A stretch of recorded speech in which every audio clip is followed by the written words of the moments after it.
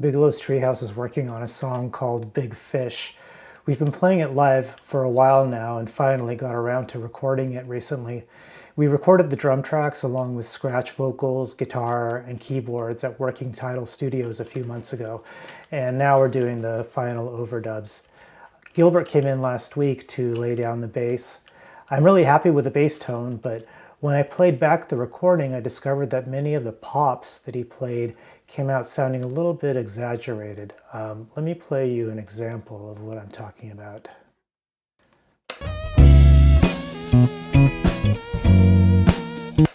You hear that?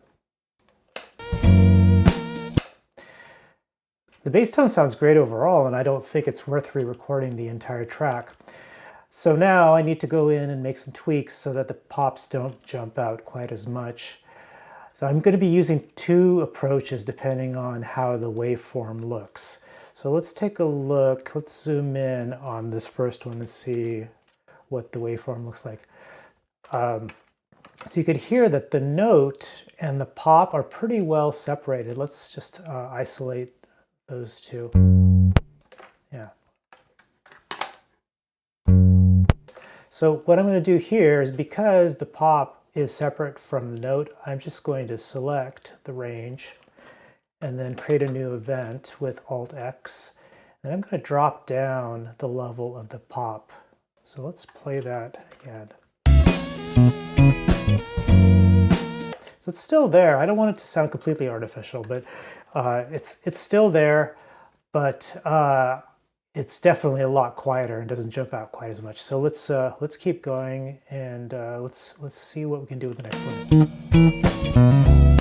Let's see, should I do something with this one? It's right on the verge. Let me just drop it down a little bit. So once again, pop is separate from the notes. Select, create new event, drop down the level, and let's listen to it again.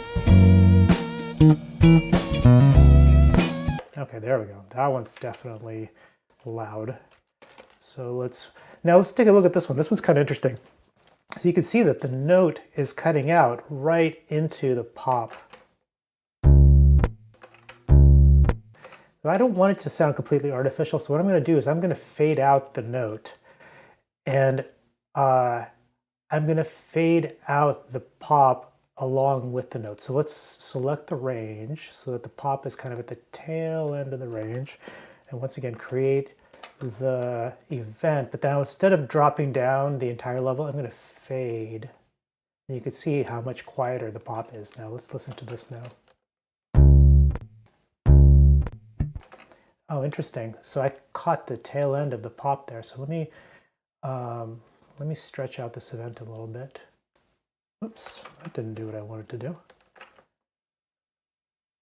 Oh, I see what happened. Okay, so let me just back out my change here.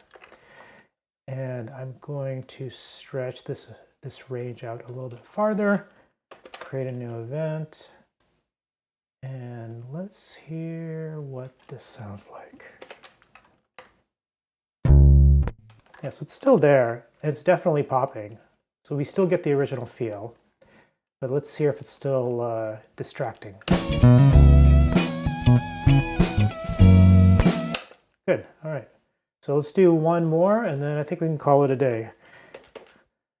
Okay, and yeah, this one's right on the verge, but I think I'm gonna just lower the entire level here. So select, create event, lower the level of the pop, and let's take another listen to that. Yeah, still there. The feel is definitely there, but the pop is not as distracting as it used to be. So hopefully some people will get value from this video. Maybe you're running into some similar issues. It's nice to know that in the 21st century that these sorts of problems are fixable in post and don't require re-recording the entire track. I'll see you next time.